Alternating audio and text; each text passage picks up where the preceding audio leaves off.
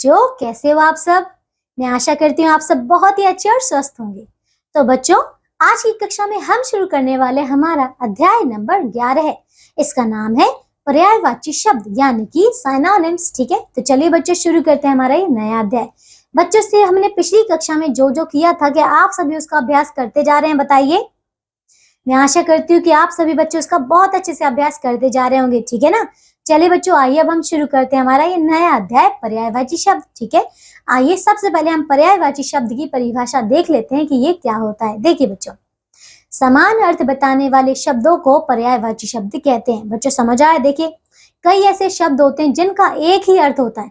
हाँ, शब्द बोलने में अलग अलग लगते हैं लेकिन उनका अर्थ जो होता है वो एक ही होता है, इसीलिए हम उन्हें कहते हैं पर्यायवाची शब्द। ठीक है ना? चलिए बच्चों देखिए आप, तो इन्हें देखिए, पढ़िए और समझिए। ठीक है ना बच्चों? देखिए यहाँ पे कुछ चित्र दिए गए हैं, आइए इन्हें पढ़ते हैं, देखते हैं और समझते हैं। देखिए बच्चों, तो पहला चित्र किसका है? ये है झंडे का। ठीक है, तो देखिए बच्चों, इनके 3 नाम अलग अलग दे रखे हैं, जैसे कि इसको हम झंडा भी कहते हैं, ध्वज भी कहते हैं और पताका भी कहते हैं। ठीक है ना?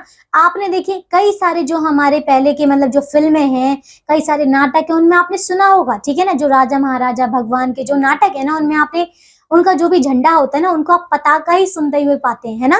वो क्या कहते हैं? पताका कहते हैं या फिर ध्वज कहते हैं। ठीक है ना? तो बच्चों, हम झंडे को ध्वज भी कहते हैं और पताका भी कहते हैं, तीनों का अर्थ समान है। ठीक है, दूसरा देखिए बच्चों, ये क्या है? ये आंख का दृश्य है। ठीक है, तो देखिए आंख, नयन और नेत्र तीनों ही एक ही है। ठीक है ना? तीसरा देखिए बच्चों, अब ये क्या है? ये तो है पहाड़। पहाड़ को हम पर्वत भी कहते हैं और गिरी भी कहते हैं। ठीक है ना? अब देखिए ये है चिड़िया, तो देखिए ये क्या है? पंछी है ना, तो पक्षी को हम खग भी कहते हैं, बिहग भी कहते हैं। ठीक है ना? अब देखिए बच्चों पांचवा, तो ये है बच्चों घोड़ा। घोड़े को हम अश्व भी कहते हैं और तुरंग भी कहते हैं। ठीक है, और ये है बच्चों हाथी, तो हाथी को हम गज भी कहते हैं और कुंजर भी कहते हैं। ठीक है ना? तो ये आपको कुछ उदाहरण दिए गए हैं बच्चों, जिनके एक ही चित्र है, मतलब एक ही है वो, लेकिन उसके नाम अलग अलग हैं। ठीक है ना? चलिए अब आगे देखो बच्चों, तो ऊपर प्रत्येक चित्र के 3 नाम दिए गए हैं, झंडा, आंख, पहाड़, पक्षी, घोड़ा और हाथी। ठीक है, तो शब्द के लिए 2-2 अन्य शब्दों का प्रयोग भी किया गया है। इन तीनों शब्द का अर्थ एक ही है। ठीक है ना? तो ऐसे शब्दों को पर्यायवाची या फिर समानार्थी शब्द कहते हैं। बच्चों समझ आ गया? देखिए पर्यायवाची शब्द क्या होते हैं? जिनका अर्थ समान होता है, इसीलिए हम इन्हें समानार्थी शब्द भी कहते हैं। नाम से समझ आ रहा है, समान अर्थ बताने वाले शब्द समानार्थी शब्द। ठीक है, चलिए आइए बच्चों अब हम आगे चलते हैं। तो नीचे कुछ शब्दों के पर्यायवाची शब्द दिए जा रहे हैं, इन्हें ध्यान से पढ़िए। आइए बच्चों, ये कुछ शब्द हैं जो कि पर्यायवाची शब्द हैं, आइए इन्हें पढ़ते हैं और समझते हैं। तो बच्चों देखिए यहाँ पे जंगल। अब जंगल का पर्यायवाची शब्द देखते हैं क्या क्या है। तो देखिए वन, कानन और अरण्य। ठीक है, तो ये 3 जो है, इन तीनों का अर्थ भी क्या होता है? जंगल। इसी प्रकार बच्चों पृथ्वी, पृथ्वी का अर्थ देखिए, मतलब पृथ्वी को और क्या क्या कहते हैं? उसे हम कहते हैं धरा, धरती और भू। ठीक है, ईश्वर को हम प्रभु, भगवान और परमात्मा भी कहते हैं। ठीक है, सूर्य का पर्यायवाची है सूरज, रवि, प्रभाकर। ठीक है, समुद्र का है सागर, सिंधु और जलनिधि। ठीक है, पक्षी का है बच्चों पंछी, खग और विहग। ठीक है, नदी का है सरिता, तटनी और तरंगिणी। ठीक है, शेर का है बच्चों सिंह, वनराज, केसरी। ठीक है, राजा का क्या होगा पर्यायवाची? नृप, नरेश और भूप। ठीक है, पुस्तक का पर्यायवाची है किताब, ग्रंथ और पोथी। ठीक है, संसार का है बच्चों जग, दुनिया, विश्व। ठीक है, पुत्र का है बच्चों, देखिए क्या क्या है? पुत्र का है बच्चों बेटा, सुत और तनय। ठीक है, स्त्री का पर्यायवाची है नारी, महिला, औरत। ठीक है, आग का देखिए बच्चों क्या? अग्नि, पावक, अनल। ठीक है, पानी का देखिए क्या कहते हैं इसे?